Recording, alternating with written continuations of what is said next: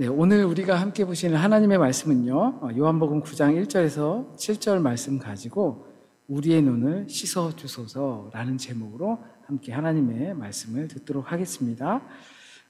오늘은 성령 강림절입니다.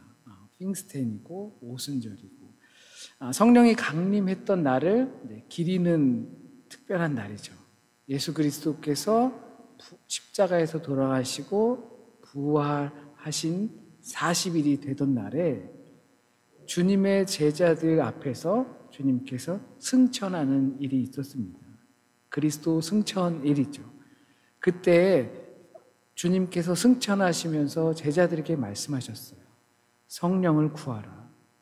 그리고 10일이 지난 시점에 제자들이 주님께서 하신 말씀대로 성령 세례를 받기 위해서 마가의 다락방이라고 일컬어지는 그곳에서 모여서 합심하여 기도했습니다.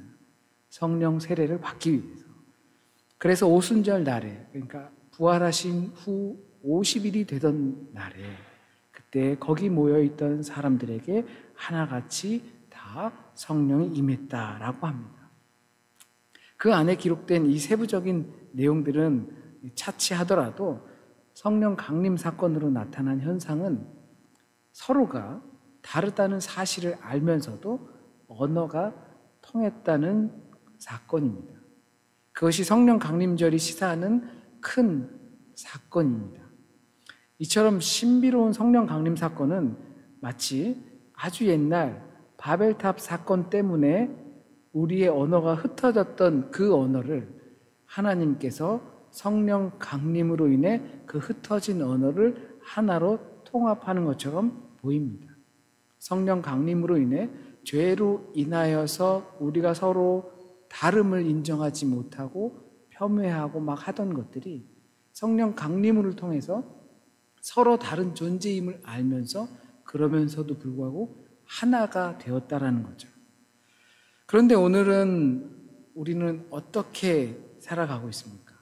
같은 언어를 사용하면서도 서로의 마음을 이해하기가 어려울 때가 많지는 않으신가요?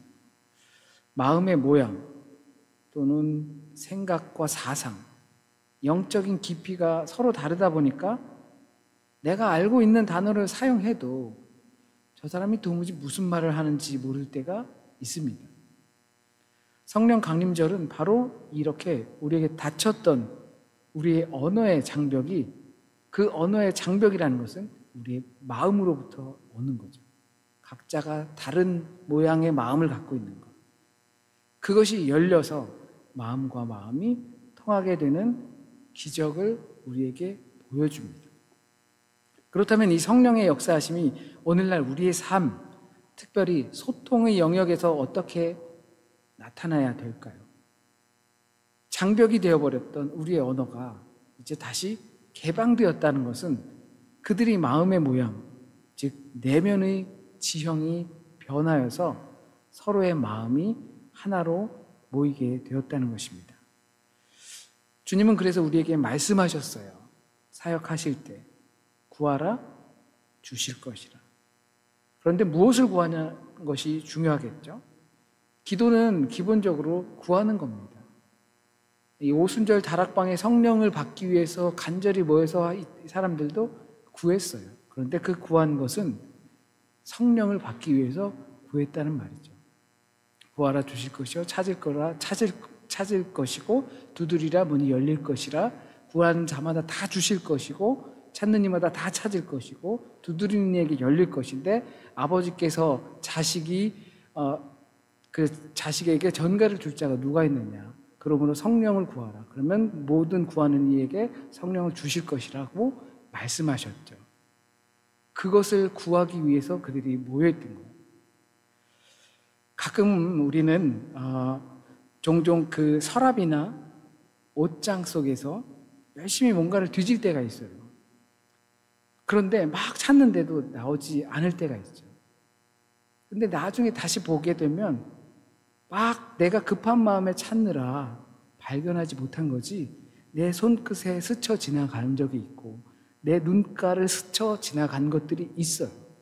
그런데 다만 우리 마음의 모양이 성급하다 보니까 우리 시야가 좁아진 탓에 그것을 발견하지 못하고 지나갈 때가 많아요. 우리의 기도가 혹시 이처럼 바쁘게 움직이기만 하는 손과 같지는 않은지 생각을 해봐야 합니다. 하나님 앞에서 무엇을 구해야 할지, 그것이 바로 우리의 기도를 살아있는 기도로 만드는 핵심입니다. 마가의 다락방에 모인 제자들은 오직 한 마음으로 성령을 구했습니다. 그들은 성령이 임하면 그걸로 뭘 해야 될지 알지는 못했어요.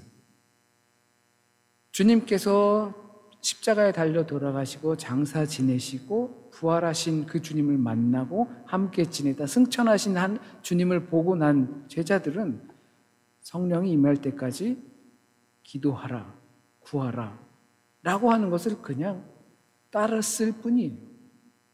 그 결과 놀라운 언어의 통합, 즉 영적 소통의 기적을 그들은 경험하게 된 거예요.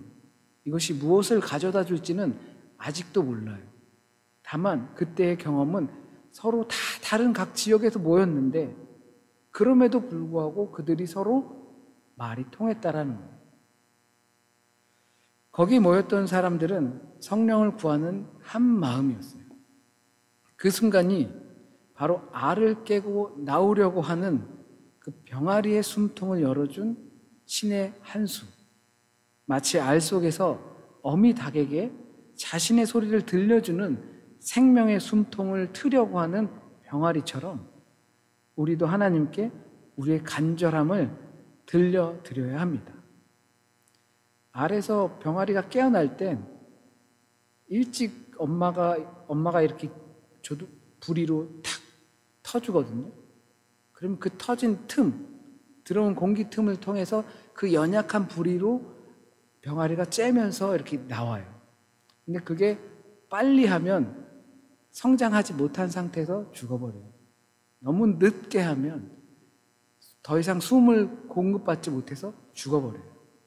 그러니까 우리의 기도는 이 병아리의 숨통을 트는 기도와 같아요. 그 갇힌 세계 안에서 그 어미 닭에게 들려주는 소리죠. 그 어미 닭은 그것을 관찰하고 있으면서 그 들리는 소리를 캐치하고 그 알의 껍질을 탁 터주는 겁니다. 우리의 기도가 하나님의 마음을 향한 간구가 되어야 합니다. 하나님의 음성을 듣고 그 말씀을 통해 우리의 기도가 다듬어질 때 비로소 우리는 하나님과 온전한 소통을 하는 하나님을 닮은 언어를 사용하게 되는 겁니다. 이처럼 우리가 하나님의 말씀을 듣고 생각하며 이해할 때 우리의 고집스러운 마음의 모양이 변하고 마침내 우리의 기도는 응답받는 생명의 기도가 되는 줄 믿습니다. 혹시라도 주변에서 과거에 친구들 아니면 친척들 속에서 이 언어 장애가 있으신 분들이 있으실 수도 있습니다. 그분들 중에 가끔은 다른 문제가 아니라 귀가 어두워서 귀가 어릴 때부터 잘 들리지 않아서 듣는 어려움이 있다 보니까 말하는 어려움을 갖고 계신 분들이 계세요. 그러니까 그분들은 잘 들으면 제법 말씀을 잘 하셔요. 만약 이 내 언어에 문제가 있다면 그건 내가 잘 듣지 못하거나 안 듣는 것 때문에 생기는 문제죠. 우리가 독일어도 저도 잘 못하지만 독일어를 잘 못하는 이유는 독일어를 잘 듣지 않으니까 그런 거죠. 기본적으로 들으면 그거 듣는 것을 하는데 그걸 듣지 않으니까 못하는 거예요. 가끔 가다가 어휘력이 딸린다라고 하는 사람들도 있어요. 결국은 그 어휘력도 내가 듣거나 보거나 인풋이 없다 보니까 아웃풋이 당연히 없을 수밖에 없어요. 우리의 말도 언어도 마찬가지입니다. 우리 시대에 이 성령 강림의 언어 소통은 그러면 어떻게 나타나야 할까요? 잘 들어야 합니다. 경청이에요. 아마 이 경청이라는 용어를 벌써 몇 주째 반복하는 것 같습니다. 단순히 상대방의 말을 듣는 것을 넘어서 그 사람의 마음을 읽고 그 안에 담겨있는 생각과 감정, 관심사, 그리고 계획까지도 듣는 겁니다. 그냥 같이 있다고 해서 공동체가 아니에요. 저 사람이 어떤 사상과 어떤 정신과 어떤 관심과 어떤 미래 계획과 이것들을 가지고 살아가는지 관심 가지며 경청하는 것. 그래야 소속감이죠. 그래야 쭈게웨리시카이트가 돼요. 쭈회학은 하니까. 그게 공동체입니다. 때로는 듣는 어려움 때문에 말하기도 어려움을 겪는 분들이 계시듯 우리의 영적인 소통도 마찬가지입니다. 우리가 좋은 말을 하기 위해서 먼저 좋은 말을 들어야 합니다. 내가 좋다고 생각하는 것을 말하기보다 상대방에게 진정으로 유익하고 더불어 좋은 것을 말하기 위해서 그들의 마음을 듣는 것이 먼저라는 거죠. 그런데 우리는 어때요? 내가 생각할 때 좋은 것, 그것을 저 사람한테도 좋을 거야. 그러니까 그것을 말하기 급급하죠. 그것을 가르치려고 하고 그것을 때로는 지나치게 강요하려고 할 때도 있어요. 하지만 이 경청이라는 것은 정말 그 사람에게 유익한 것이 무엇인지 마음을 기울이는데 먼저 되어야 한다는 겁니다. 이렇게 듣는다는 것은 그들의 마음을 읽어내는 것인 것처럼 정보를 수집하는 거예요. 오늘은 눈뜬 맹인이 있어요. 날 때부터 맹인이었어요. 앞을 보지 못한 시각 장애인이었어요. 보는 것도 역시 정보 수집이에요.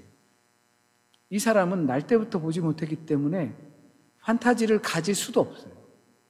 와, 예쁜 다리가 밤에 반짝반짝거리는 강물 위에 떠 있네. 그거 그려낼 수가 없어요. 한 번도 본 적이 없거든요. 정보가 이 머릿속에 시신경을 통해서 이미지가 전혀 없어요. 그러니까 이게 현상이, 프레젠테이션이 전혀 안 되는 겁니다. 이 정보 수집이 우리가 생각할 때 복잡할 때가 있어요. 그럴 때는 대부분이 무언가 확실하지 않죠. 그러다 보니 많은 정보가 쌓여요. 뚜렷하지 않고 분명하지 않으니까 그것을 분명하고 뚜렷하게 하기 위해서 정보를 막 수집해요. 그런데 그 정보들 때문에 우리는 오히려 혼란에 빠지고 생각은 점점 더 깊어지고 나는 무엇을 해야 될지 점점 더 몰라지는 거예요. 그래서 잘 말하기 위해서, 그러니까 잘 표현하기 위해서, 잘 살아가기 위해선 좋은 것을 잘 들어야 합니다.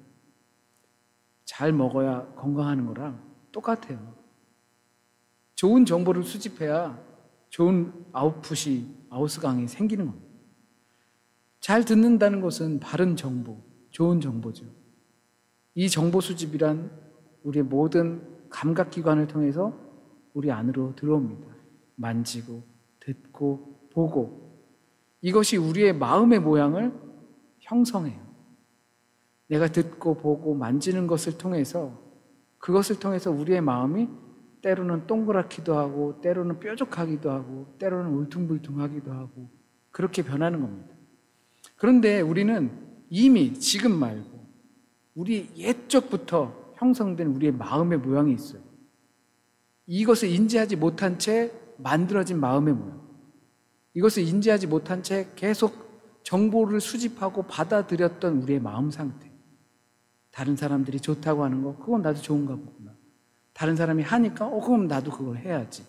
그렇게 해서 쌓여졌던 것들이 어쩌면 지금 이전에 이미 형성된 우리의 마음의 모양일 거예요. 하지만 우리 믿는 이들은 이미 굳어져서 형성된 그 마음의 모양도 지금부터라도 좋은 정보로 우리 마음의 지형과 기질을 바꿀 수 있다고 믿어요. 그것이 들음에서 나오는 믿음입니다. 좋은 정보를 계속 수집해야 하는 거죠. 내가 좋다고 여기는 것이 아니라 말씀에서 좋다고 말하는 것을 듣고 보고 만지고 경험해야 합니다. 그럴 때 우리의 마음은 하나님을 향하게 되어 있습니다. 그래서 정보 수집은 잘 좋은 말씀, 하나님의 말씀, 그것을 내가 좋다고 여기는 것으로, 나는 내 마음을 만졌으니까 은혜 받았네. 저분 참 말씀이 좋네. 그것이 아니라 하나님의 말씀이 옳다고 여긴 것이 때로는 나에게 두렵고 떨림을 가져다 주더라도 그것이 하나님의 말씀으로 받아들여지는 정보 수집입니다. 그렇게 우리 안으로, 우리 마음으로 우리가 듣고 보고 경험한 것들이 정보가 수집되면 그것은 판단으로 연결이 됩니다. 우리가 다 듣고서 가만히 있는 것은 사실 게으른 자겠죠. 우리가 듣고 보는 것은 나도 알지 못하게 우리 마음속에 차곡차곡 우리 마음, 행동을 지배하는 마음으로 영향을 갖게 됩니다. 그러면 그 마음은 우리로 하여금 판단하고 또 행동하고 말하게 만들어요. 그래서 저 사람은 좋은 사람인지 또는 나쁜 사람인지, 이것이 나에게 적합한지 아니면 필요 없는지, 이런 것, 사소한 것까지 판단하게 만들죠. 그렇다면 우리에게 좋은 정보가 있다면 좋은 판단을 내릴 거예요. 좋은 정보를 얻어서 형성된 좋은 마음의 상태는 좋은 판단을 내릴 거예요. 좋은 표현. 하나님의 정보가 우리 안에 있다면 하나님의 판단을 내릴 거예요. 하지만 우린 성경을 읽다가 보면 분명 좋은 정보를 가지고 있으면서도 옳지 못한 판단을 내리는 경우들을 종종 봅니다. 그 이유는 듣지 않고 보지 않기 때문입니다. 표출하기에 바쁘기 때문이에요. 그 대표적인 것이 이 9장 말미에도 등장하는 이 바리새인들입니다. 하나님의 말씀이라는 좋은 정보를 가지고 있어요. 그런데 그 좋은 정보로 샅샅이 뒤지면서 내 마음의 모양을 형성하여서 하나님의 마음을 품고 그 하나님의 마음으로 판단하고 결정하는 길을 하지 않고, 그러니까 듣는 거에 더디게 하고 말하는 것에 급하게 하는 거예요. 그러니까 자기 마음의 모양을 고집하고 보고 듣는 것은 그것에 맞는 것만 받아들이기 때문에 오히려 그 고집은 완고해지기만 합니다. 그리고 그것은 계속 반복됩니다. 그러니 듣는 귀가 있어도 듣지 못하는 것이고 보는 눈이 있어도 보지 못하는, 구하기는 구하되 헛된 것만 구하고 결국엔 알을 깨지 못해 그 알 속에서 죽고 마는 병아리 신세가 됩니다. 알 속에 있는 나의 말이 들리기 위해선 그 어미닭이 들어야 하는데, 내가 외치는 그 음성이 들리기 위해선, 그래서 내 안에 생명의 숨이 트이기 위해선 우린 하나님의 언어를 사용해야 하는 거예요. 하나님의 언어를 사용하기 위해선 하나님의 언어, 말씀, 정보, 모든 감각들을 담아야만 합니다.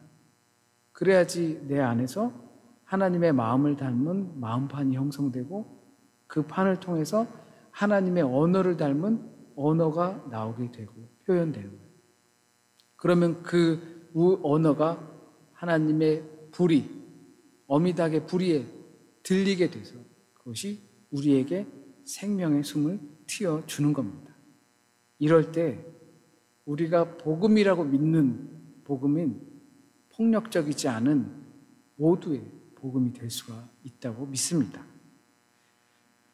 성령 강림절을 맞아 우리는 간구했던 제자들에게 임하신 성령님의 놀라운 역사를 다시 한번 생각합니다. 이 복잡한 세상을 살아가는 우리가 성령님의 인도하심으로 살아가기 위해서 가장 먼저 할 일은 무엇일까요? 하나님의 말씀을 먼저 듣고 생각하며 이해하는 것입니다. 그리하여 우리의 마음의 모양이 주님을 닮아가고 우리의 간구가 하나님의 마음에 합하여서 응답받는 생명의 기도가 터져 나오는 것입니다. 우리의 영적인 눈이 열리듯 우리 서로 간에도 하나님의 선한 것들로 채워진 듣는 귀와 보는 눈을 가지고 서로의 이야기에 귀 기울여주고 함부로 판단하지 않기를 진심으로 바랍니다. 그것이 바로 성령 강림의 은혜가 우리 시대에 꽃피우는 진정한 소통의 열매가 될 것입니다.